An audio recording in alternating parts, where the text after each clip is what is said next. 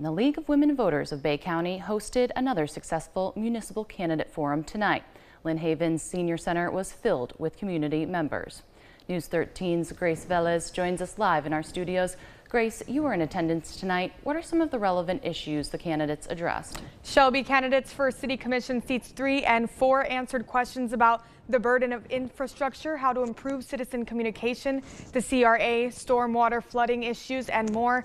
But there were some topics that seemed to fuel debate more than others. Topics like the city's current budget warranted some passionate responses from candidates at Monday's forum. A hearty discussion between the candidates for City Commission Seat 3 kicked off the forum, with the city's debt being frequently referenced by both Johnny Bashir and Jamie Warwick. When asked about funding mismanagement after Hurricane Michael, both candidates got a chance to explain how they would improve financial transparency. Warwick says the process could be improved by implementing more budgetary workshops and adding a new position. I want to change that process. As far as transparency, I actually brought this up to the commission. I was voted down for it. I want to add a city clerk. Right now, a city clerk is a city manager, and it's important to have that balanced triangle like you do in the federal government, where you got the executive branch, the legislative branch, and the judicial branch. The executive is like the city manager. The legislative is like your commission that set the policy. But we're missing this third piece over here. Both candidates agreed the budget could be more transparent, but Bashir added that he felt Warwick's city clerk plan was disingenuous. He brought back and saying that he wanted the city manager to do his bidding instead of what the city commission directed him to do, and censured her, wanted to censure her. And then after that, he came back wanting a new city manager or city clerk position that would report to the commission instead of reporting to the city manager. So I think it may be a little disingenuous there, maybe not.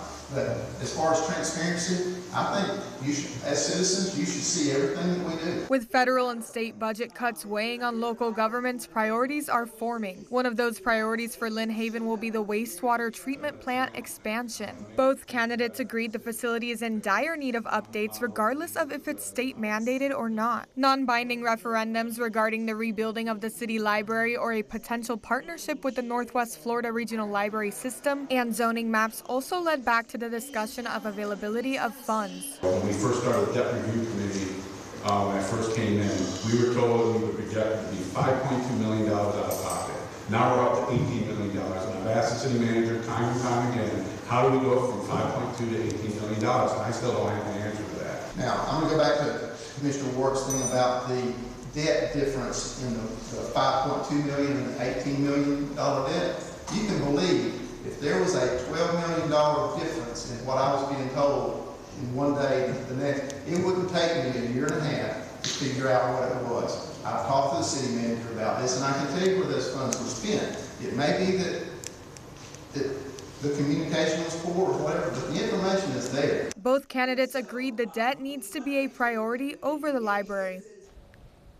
Candidates running for City Commission Seat 4, Judy Tinder, Jeff Snyder, and Jamie Marler, were also asked questions about the city's budget in regards to upcoming funding reduction. To watch their responses and the entire forum, you can go to our website, mypanhandle.com. And Grace, I know there's still one more forum left. What can we expect? Mexico Beach's candidate forum for Council Member 2 will be next Monday at their Public Works building.